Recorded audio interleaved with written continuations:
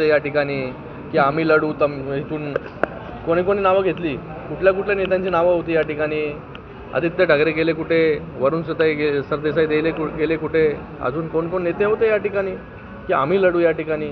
अरे ह्यांचं धोरण असं आहे की या ठिकाणी मतदारसंघामध्ये जी कामं झालेली आहेत ही कामं पाहून जी आहे त्यांची कोणाची हिंमत जी आहे कल्याण लोकसभेमध्ये उभं राहण्याची झाली नाही.